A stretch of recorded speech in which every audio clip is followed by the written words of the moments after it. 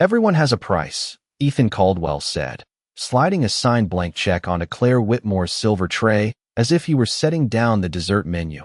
And for a moment, the entire private dining room at Marlowe House went so quiet that even the soft clink of crystal seemed too loud. The chandeliers above them scattered warm gold across polished mahogany and white linen, turning the check into something almost elegant. But Claire knew an insult when she saw one, even when it arrived on expensive paper. She stood still, one hand steady beneath the tray, the other resting lightly at her side, her posture perfect in the black and white uniform that made most men in rooms like this assume she was invisible. Ethan leaned back in his chair with the casual arrogance of a man who had spent the last 15 years turning money into power and power into entertainment. At 38, he had the kind of face financial magazines loved: sharp jaw, dark hair touched just enough by silver at the temples to make him look more distinguished than tired, and cold blue eyes that rarely had to wait for an answer. On his wrist, a Patek Philippe caught the candlelight with a brief, expensive flash. Around him, for investors in custom suits watched with the kind of half-drunk curiosity rich men reserved for moments they thought would confirm what they already believed about the world. "Go on," one of them said with a smirk, swirling 12-year bourbon in a crystal tumbler. "Mr. Caldwell's in a generous mood tonight." Claire lowered her eyes to the check. Signed, blank. The message was obvious. Name your number. Prove what kind of woman you are. Prove that everyone can be bought if the room is expensive enough. She had seen versions of this before, not always with checks. Sometimes with a black card placed just a little too deliberately on the edge of the table. Sometimes with a folded 100 tucked under a water glass. Sometimes with a smile that asked a question no decent man would say out loud. But tonight felt different. More public, more polished, more cruel because it was dressed up like a game. Somewhere behind her, near the service station, the manager had gone still. The young busboy carrying fresh forks froze mid-step. Even the pianist in the corner seemed to soften his hands on the keys. Claire didn't look at any of them. Instead, she looked at Ethan Caldwell. Really looked at him. The expensive watch. The perfect cufflinks. The expression that said he already knew the ending. Then, with a calm that made one of the men at the table sit up straighter, she reached for the pen clipped to the edge of her order book. Ethan's mouth curved slightly, satisfied too soon. He thought she'd taken the bait. He thought he was about to watch another person choose a number over pride. Claire lifted the check from the tray, turned it toward herself, and wrote just one line in neat, precise handwriting. Then she placed it back in front of him. $0, she said softly. Not angry, not trembling, just clear. Ethan's smile faded. The men around him leaned in.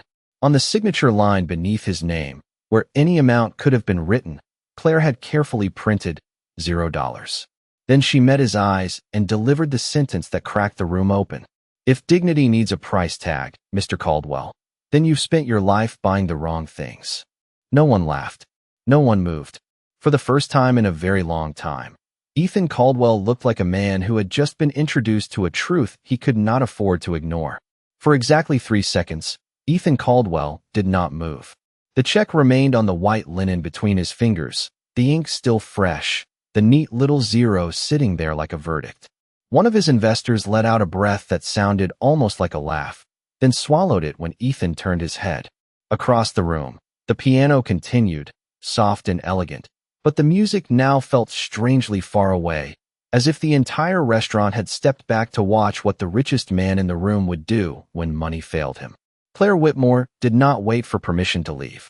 She gave the smallest nod, the kind reserved for a guest whose order had been completed, then lifted her tray and turned with the same measured grace she had arrived with. No rush, no triumph, no extra glance over her shoulder to make sure the damage had landed. That, more than the words, unsettled Ethan. She had not performed for the room. She had simply corrected it. "Interesting," said Bradley Mercer at the far end of the table, forcing a grin that could not quite hide his discomfort. "Looks like the waitress has standards." Ethan said nothing. He folded the check once, then again, and slipped it into the inner pocket of his charcoal jacket, as if it were suddenly too private to remain on the table. "Get us another bottle," one of the others muttered, eager to reset the mood, but Ethan was no longer listening. His eyes tracked Claire as she moved through the dining room with calm efficiency. carrying a tray of smoked salmon appetizers to table 12, refilling sparkling water for an elderly couple near the windows, then pausing to steady a stack of dessert plates before a nervous young busboy dropped them. She did not glance his way. Not once.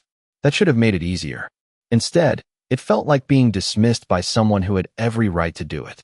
"You are overthinking this," Bradley said, leaning in. She made a point. Good for her. It is a Manhattan restaurant. Half the staff are failed actresses and Ivy League dropouts pretending they are above tips. Ethan finally looked at him. "You think that was pretending?" Bradley opened his mouth, then closed it again. Ethan pushed back his chair. The sound of wood against polished floor drew a few curious looks from nearby tables. "Where are you going?" another investor asked. Ethan adjusted his cuff slowly, eyes still on Claire. "To wash my hands," he said, though his voice carried none of its usual certainty. He crossed the dining room, not toward the restrooms, but toward the long service station tucked beside the kitchen doors, where the warm glow of the dining room gave way to stainless steel, low voices, and the sharp scent of lemon polish. He stopped just before the corner when he saw Claire do something no one at his table was meant to notice. Old Mr. Russo, the 62-year-old line cook who moved with a permanent stiffness in his shoulders, was standing by the back counter, quietly counting a few crumpled bills in his hand with the strained concentration of a man trying to make numbers stretch farther than they wanted to go. Claire slipped a folded envelope into his apron pocket before he could protest. "It is for your prescription," she said, barely above a whisper. "And before you say no, you can pay me back by not pretending you are fine when your hands are shaking over the stove." Mr. Russo's eyes softened with embarrassed gratitude. "Claire, honey, you need your own money. I need you not collapsing during Friday dinner service," she replied, already reaching for a tray. "That is the better investment." Ethan stood perfectly still in the shadows, the words landing harder than he expected. She had just given away money. Quietly. Privately. No audience. No lesson. No performance. For the first time that night, the millionaire who had tried to buy a stranger's dignity began to wonder whether he had mistaken wealth for value his entire life. The next 10 minutes should have reset the room, but they did not. The conversation at Ethan Caldwell's table resumed in fragments, then in forced laughter, then in louder voices than necessary, the way wealthy men often tried to drown out discomfort with volume and vintage wine. A second bottle arrived. Glasses were refilled. Bradley Mercer made a joke about hedge funds and failed marriages that usually would have earned the table a full round of laughter. This time, Ethan barely heard it. His attention kept drifting back to Claire Whitmore, and every time it did, he found another reason to be irritated by how little she seemed affected by what had happened. She moved through the dining room as if the night belonged to routine rather than rupture. She adjusted a candle that had burned too low at table 9. She quietly replaced a steak that had come out overcooked before the guest even needed to complain. She noticed a child in the corner booth staring at the dessert cart and returned 2 minutes later with a complimentary scoop of vanilla bean ice cream and a single strawberry balanced on top like a tiny red jewel. There was no flourish in any of it. No attempt to be seen. She simply noticed what others missed. "You are staring," Bradley murmured, leaning over his plate with the lazy confidence of a man who had never once been publicly embarrassed by someone in a service uniform. Ethan reached for his bourbon and did not drink it. "I am observing." That is a very expensive word for staring. Ethan set the glass down. "She is not impressed by money." Bradley shrugged. "That makes two possibilities. She is either very smart or very manipulative." Ethan's jaw tightened. Normally, he would have agreed. In his world, sincerity was often just a more elegant form of strategy. He had built Caldwell Ventures by assuming every room had an angle, every smile concealed a number, every act of loyalty could be measured against a better offer. It was how he survived his 20s, how he outbid older men who underestimated him, how he recovered after his former business partner smiled in his face for 6 years before quietly selling company secrets to a competitor for 8 figures and a seat on a rival board. Since then, Ethan had developed a private theory that he never admitted out loud. Nobody was honest when money was on the table. They were only waiting for the amount to become large enough. That theory had made him rich. It had also made him lonely in ways he did not discuss, even with the men who toasted his deals and envied his penthouse views. "You are doing it again," Bradley said. "What?" Thinking like you lost. Ethan looked up sharply. Across the room, Claire was at the service station, reviewing a printed receipt beneath the low amber light. A middle-aged man in an expensive navy blazer stood across from her, his smile loose around the edges, the kind of smile that always arrived with entitlement. He slid a folded bill across the counter. Even from 20 feet away, Ethan could tell it was not a 20. The man tapped the bill once with 2 fingers, then said something too low to hear. Claire's expression did not change. She glanced at the bill, then at the man, then calmly folded the cash in half and placed it back into his palm. The man chuckled, tried to push it toward her again, and leaned in a little too close. Claire took one deliberate step backward, maintaining the exact same calm expression, and spoke just loudly enough for Ethan to catch the final sentence. "A tip is for service, sir, not access." The man's face changed. Not dramatically, just enough to show that he was not used to being corrected. He gave a stiff laugh, shoved the bill back into his pocket, and walked away with the brittle dignity of someone who had been denied in public but could not admit it. Ethan exhaled slowly. Bradley followed his gaze and whistled under his breath. "Well," he said, "there goes my manipulation theory." But Ethan was already standing again, not because he had decided what to do next, but because something inside him had begun to shift in a way he did not recognize. Claire Whitmore had now turned down his blank check and another man's cash in the same hour, and somehow she had done both without spectacle, without fear, and without once asking anyone in the room to admire her for it. For a man who had spent his life measuring value by what people reached for, that kind of restraint was beginning to feel dangerously close to power. Ethan did not return to his seat right away. He stood near the edge of the service station, half shadowed by the warm spill of kitchen light, watching Claire Whitmore carry a tray of cappuccinos toward table 6 with the same unhurried precision she had shown all evening. It was not just that she had refused him. It was not even that she had refused another man minutes later. It was the consistency that unsettled him. In Ethan Caldwell's world, people were rarely the same person twice in one night. They adapted. They calculated. They softened for power, sharpened for opportunity, and smiled according to the size of the room. Claire seemed immune to all of it. She moved through Marlowe House as if she answered to a quieter law than everyone else. "Mr. Caldwell?" a voice said from behind him. It was Daniel, the restaurant manager, a thin man in his early 40s with a perfectly knotted tie and the permanent expression of someone balancing hospitality on the edge of panic. "Is there anything we can do to improve your experience this evening?" The phrasing was polished. The worry underneath it was not. Ethan glanced at him. "You look like you are about to apologize for someone." Daniel's smile flickered. "Claire is one of our best servers. If there was any misunderstanding, I assure you she meant no disrespect." Ethan let that sit between them for a moment. Through the glass partition, rain streaked the tall windows facing Park Avenue, blurring headlights into long ribbons of white and gold.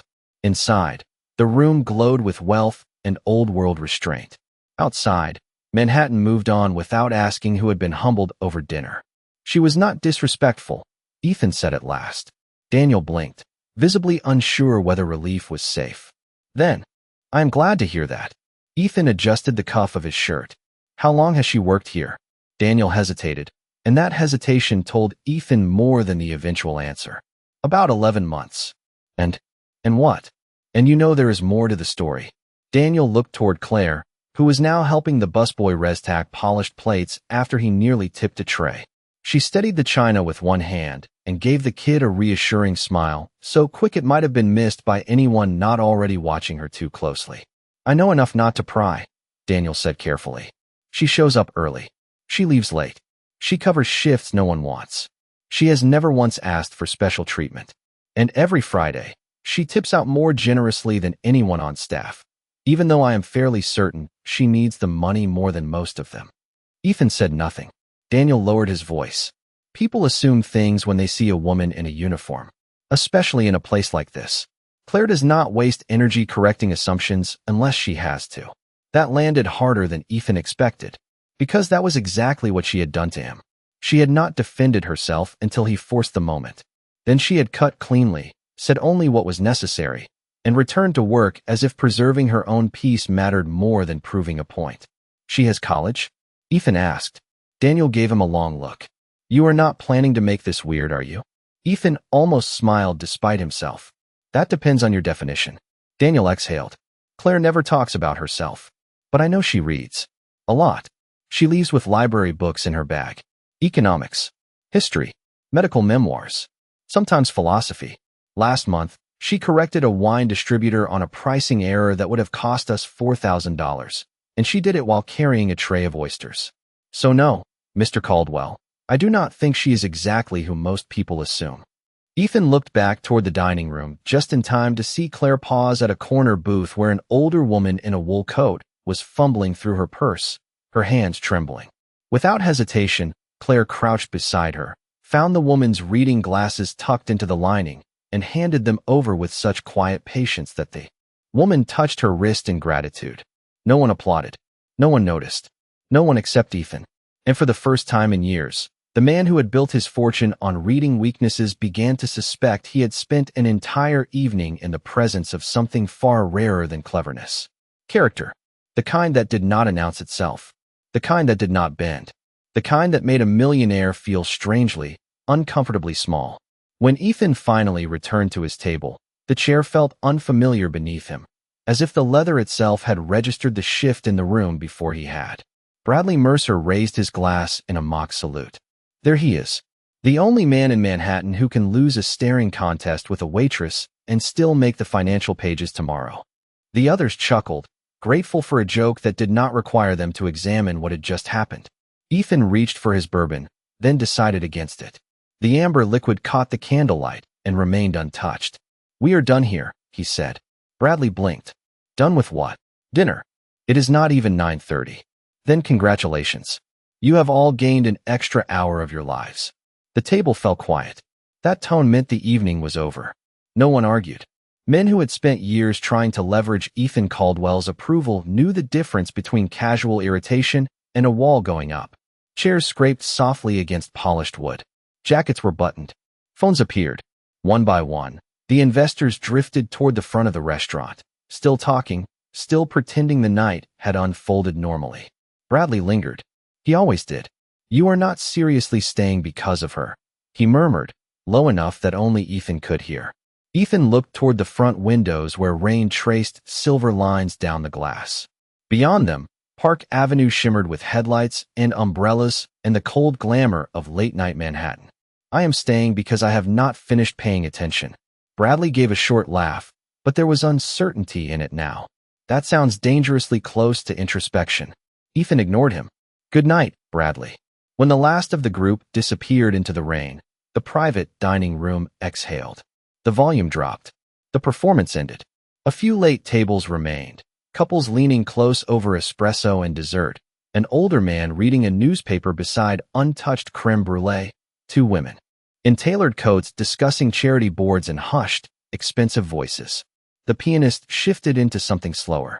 Claire Whitmore continued working as if none of it concerned her. That, Ethan realized, was the strangest part. She had embarrassed him in front of men who measured status like oxygen, and yet she had not once looked satisfied. No smirk, no smugness, no private celebration with the other staff. If anything, she seemed almost more focused now, as though restoring order to the room mattered more than remembering she had just punctured the ego of a man most people tried very hard not to offend. Ethan sat alone at table 7, jacket unbuttoned, tie loosened a fraction, and watched her the way he would have watched a market anomaly he could not yet explain. Then the moment came. A silver-haired woman near the windows, elegant but clearly flustered, patted her handbag with rising panic. Ethan saw it before anyone else did. The pale blue envelope slipping from the edge of the table and drifting to the floor beside the woman's chair. No one noticed. Not the husband absorbed in his coffee. Not the busboy passing with a tray of polished forks. Only Claire. She crossed the room immediately, bent to pick it up, and paused when she saw the woman's face. Mrs. Langford? She asked softly. The woman turned, relief and dread tangled in her expression. My donation envelope, she whispered. For St. Jude. I thought I had lost it. Claire handed it back with both hands, careful, almost reverent. Then tonight is not the night it gets lost. The woman pressed a hand to her chest. There is $5,000 in there. Claire smiled, small and warm. Then I am glad it found its way back to you. The husband reached for his wallet instantly, pulling out several crisp bills with the reflex of a man who solved gratitude in denominations. Claire gently stepped back before he could offer them. "Please do not," she said. "If you would like to thank me, donate an extra $50 to the children instead." The couple stared at her. Ethan did too. The husband slowly lowered the cash. The woman's eyes glistened. "What is your name?" "Claire," she said. "Just Claire." Then she turned and walked away before they could say more. Ethan leaned back in his chair, the old certainty inside him cracking. A little wider. She had now returned what she could have hidden, refused what she could have taken, and redirected what she could have accepted. No audience. No leverage. No gain. Just principle, again and again, in the smallest moments. For a man who had always believed character revealed itself when temptation appeared, Claire Whitmore was becoming impossible to dismiss. And for the first time that night, Ethan did not feel challenged by her. He felt judged by the version of himself he had mistaken for strength. By 10:15, Marlowe House had settled into that rare Manhattan hush that only happened when the last ambitious table had paid. The late reservations had either lingered into romance or left for private elevators, and the city outside had become a blur of rain, taillights, and reflected wealth. Ethan Caldwell remained at table 7, alone now except for a cooling cup of black coffee he had not touched and the folded check still pressing against the inside pocket of his jacket like a question he could not ignore. Across the room, Claire Whitmore was helping close. The candles were being pinched out one by one. Chairs were reset. Receipts were sorted. The pianist had gone home. Without the glow of performance, the restaurant looked less like a stage and more like what it really was. A place where people carried too much for too little pay while others arrived believing the table was the world. Ethan had always belonged to the second group. Tonight, for reasons he did not yet fully understand, he no longer felt comfortable there. Claire stepped behind the service station and began reviewing the final checks from her section, her handwriting neat, precise, almost architectural. Ethan watched her circle an item on one receipt, then glanced toward the bar where the night bartender, a broad-shouldered man named Luis, was counting down the register. She crossed to him, handed over the slip, and spoke quietly. Luis frowned, checked the terminal, then gave a low whistle. A charge had been duplicated on one of the final tabs. $284 for a bottle of Napa Cabernet that had already been paid for on another check. The customer had left 10 minutes earlier. "You could just void it tomorrow," Luis muttered. "Not if they check their statement tonight and think we are dishonest," Claire replied. "Call them before they get home." Ethan glanced toward the host's stand, where Daniel, the manager, was already reaching for the reservation log. Within 2 minutes, the error had been fixed, the guest had been contacted, and what could have become an angry online review, a complaint, or a quiet loss of trust had vanished before it had a chance to grow. Claire did not wait for thanks. She simply returned to her stack of receipts. Ethan stood. The movement felt heavier than it should have, as if pride weighed more on the way down than on the way up. He crossed the room slowly. No audience left now, no investors, no witnesses, just rain against glass and the muted clatter of closing time. Claire looked up when he stopped on the opposite side of the service station. Her face revealed nothing. Not annoyance, not satisfaction, just awareness. "Mr. Caldwell," she said, as if greeting him for the first time that evening. "Your driver is waiting outside." Ethan almost asked how she knew, then remembered who he was speaking to. Of course, she had noticed the Blacktown car idling at the curb for the last 30 minutes. "I wanted to say something before I left." Claire set down her pen. "Then you should probably say it quickly.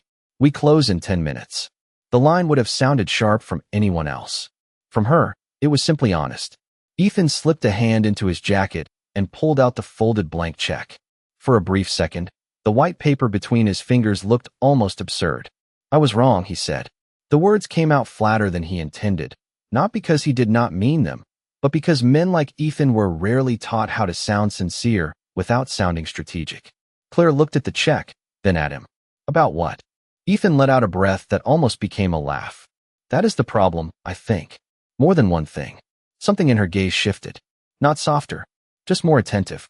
Ethan placed the check on the counter between them, untouched except for the neat zero and the sentence she had written earlier. "I thought I was testing you," he said quietly. "But I do not think I was." I think I was protecting a very ugly assumption. Claire did not rescue him from the silence that followed. She let him stand in it. Let him hear himself. Let him feel the shape of what he had done without offering him a quick path out.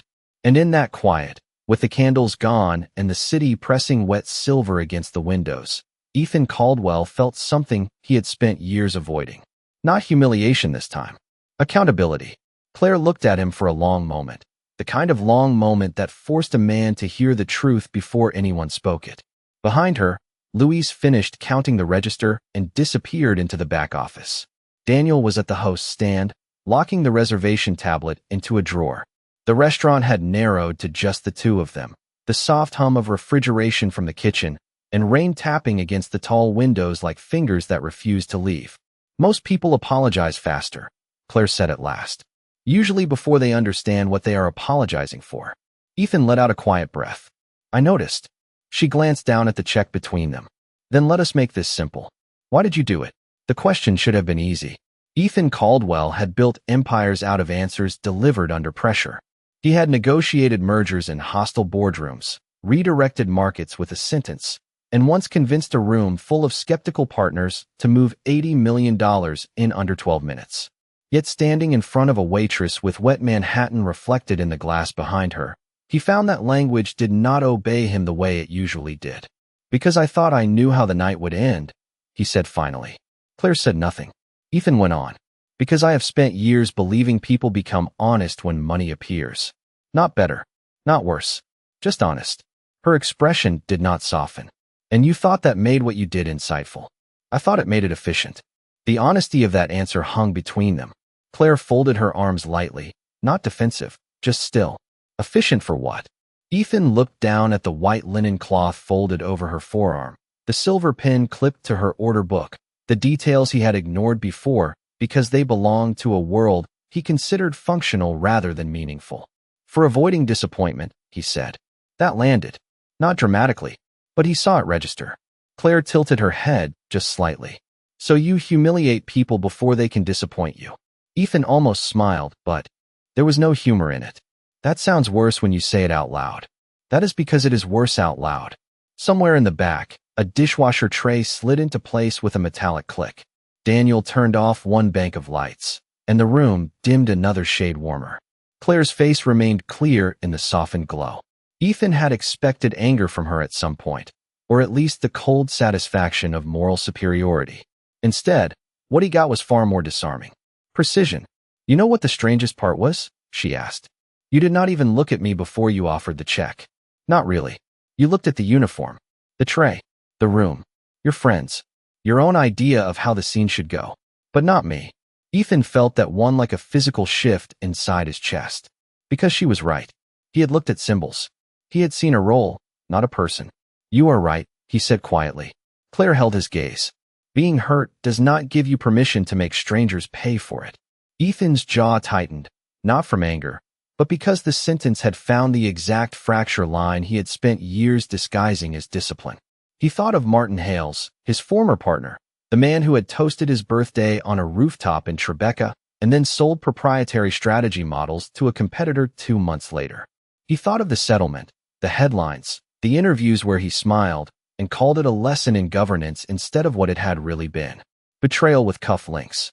Someone taught you that, Claire said, not as a question, but as an observation. Ethan looked up. Yes. And instead of becoming wiser, you became suspicious. The words were gentle. The truth inside them was not.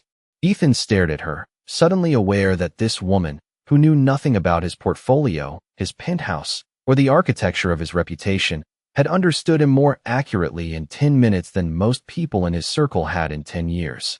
That is not the same thing, he said, though even to his own ears it sounded weak.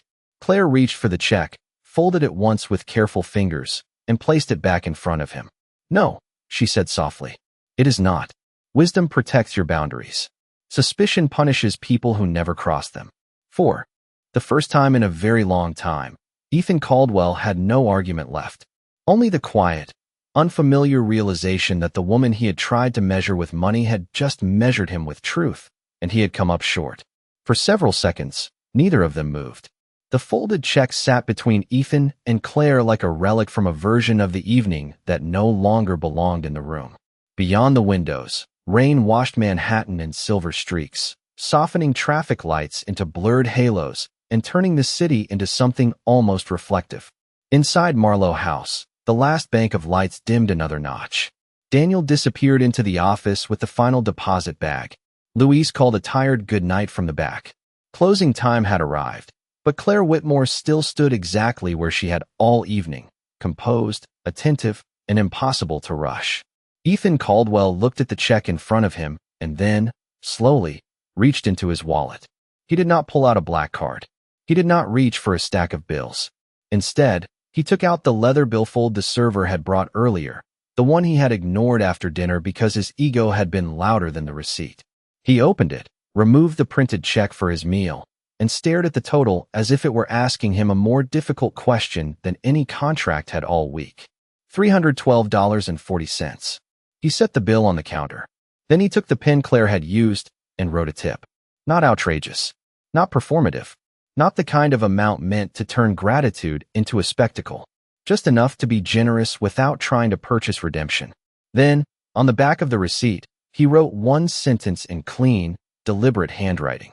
He folded it once and slid it toward her. Claire glanced down but did not open it. "What is that?" she asked. Ethan held her gaze. An attempt to leave correctly. One corner of her mouth almost moved. Almost. That would be a first for tonight. Ethan accepted the line with the faintest nod. "I deserve that." Claire finally picked up the receipt and unfolded it. Her eyes moved across the words, and for the first time all evening, something softened in her expression.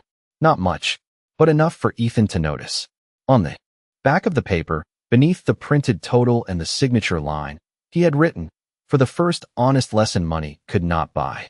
"Thank you." She read it once, then again, as if testing whether the sentence had been written by the same man who had slid a blank check across white linen less than an hour earlier. Ethan spoke before she could. "I am not asking for your number." Claire looked up. "Good. I am not asking when you work next." "Better. And I am not going to offer you a job, an investment, or some dramatic speech about how unusual you are." That earned him a real pause. "You have been thinking very hard for someone who usually prefers shortcuts." Ethan let out a breath that was almost a laugh. Apparently, humiliation is educational. Claire folded the receipt again, slower this time, and tucked it into the pocket of her order book instead of leaving it on the counter. It was such a small gesture that another person might have missed it. Ethan did not. "That does not mean you are forgiven," she said. "I did not ask for that either." She studied him for one final beat, then nodded once. "Not warm. Not cold. Just fair. Then maybe you learned something." Ethan reached for his jacket. The folded blank check went back into the inner pocket, but it no longer felt like a weapon or a mistake. It felt like evidence. The kind a man kept when he needed proof that the version of himself he trusted most had once been deeply wrong. He buttoned the jacket, adjusted his cuffs, and for the first time that night, the Patek Philippe on his wrist felt heavier than expensive. "Good night, Claire." "Good night, Mr. Caldwell." He turned and walked toward the front doors. No dramatic pause. No last look over his shoulder. Just the quiet rhythm of leather soles on polished wood. Then the cold hush of rain when the doorman opened the entrance and the city welcomed him back without ceremony. Claire stood alone in the softened light, one hand resting on the closed billfold, the other on the edge of the service station. After a moment, she took the receipt back out and looked at the sentence one more time. Then she reached for a $1 bill from her apron, folded it neatly around the receipt, and slipped both into the small notebook she kept for things that mattered. Not because of the money, because for the first time that evening, the man had left behind something rarer than wealth. A sign that pride, when cracked in the right place, could sometimes let character in. The next evening, Manhattan wore a cleaner kind of cold. The rain had passed some time before dawn, leaving Park Avenue slick and gleaming beneath streetlights. Every taxi reflection stretched across the pavement like liquid gold. At 6:40, Marlowe House was already filling with the familiar choreography of wealth. Coats surrendered at the door, low laughter over martinis, polished shoes on dark wood, voices calibrated for confidence. Claire Whitmore stood at the service station folding linen napkins with the same quiet precision she brought to everything, her dark little notebook tucked safely into the inside pocket of her apron, where the folded receipt and single-dollar bill rested between pages already filled with grocery lists, library due dates, and reminders to call the pharmacy for Mr. Russo's refill. She had not expected to think about Ethan Caldwell again. Men like him usually left behind a story, not a correction. They arrived loudly, mistook attention for gravity, and disappeared back into town cars and penthouses before midnight. But at exactly 6:52, the front doors opened, and there he was. No entourage, no investors, no performance. Just Ethan Caldwell in a charcoal overcoat over a plain navy sweater instead of a tailored suit. No visible watch, no polished display of status except the kind he could never quite hide. Even from across the room, Claire noticed the difference immediately. He paused at the host's stand, spoke quietly to Daniel, and when Daniel's eyes widened in surprise, Ethan simply shook his head as if cutting off whatever special treatment the manager was about to offer. Daniel glanced toward Claire once, then nodded and led him not to the private room, not to his old table 7, but to a small two-top near the front windows beside the candlelit glass. The kind of table most men in his tax bracket would consider ordinary. Claire looked down at the napkins in her hands and finished the stack before moving. No rush, no reaction, just routine. When she approached, Ethan was already seated, menu closed, hands resting on the table instead of on a phone. That alone was unusual enough to make the air feel different. "Good evening, Mr. Caldwell," she said. Her tone was professional, even unreadable. He looked up, and for the first time since she had met him, his expression held no edge at all. "Good evening, Claire." No title games, no smirk, no test. Just her name, spoken correctly and without ownership. She set down his water. "Are you meeting someone tonight?" Ethan glanced at the empty chair across from him, then back at her. "No." Claire lifted one brow almost imperceptibly. "Then I hope you are here for dinner and not another lesson." A faint smile touched his mouth, brief and self-aware. "Dinner. Definitely dinner." She waited, pen ready. "I will have the roasted halibut, the asparagus, and black coffee." Claire made a note. "Anything else?" Ethan looked at her, and for one dangerous second, she thought he might say something complicated. Instead, he nodded toward the dining room. "Yes, I would like to pay in advance for the Langford's meal if they come in tonight." Claire blinked. "The older couple from last night. Daniel told me they have dinner here every Thursday before dropping off their St. Jude donation." Claire studied him carefully. "And why would you do that?" Ethan folded his hands. "Because they reminded me there are still people in this city who know what generosity is for." Claire's pen paused over the order pad. "And because you are trying to impress the waitress?" Ethan did not flinch. "No, because last night, the waitress made it very clear that if I wanted to do something decent, it should not be about being seen." That landed in the quiet between them with a weight different from money. Claire looked at him for a long moment, then wrote down the order. "The halibut takes about 18 minutes, she said. "And Mr. Caldwell?" He met her eyes. "Yes." She gave the smallest nod toward the empty chair across from him. "For what it is worth, tonight the room looks less expensive around you." Then she turned and walked away, leaving Ethan alone by the window with candlelight on the glass and a silence that no longer felt like punishment. It felt like possibility. And as Claire moved back into the rhythm of the dining room, one thought settled softly between them, unspoken but true.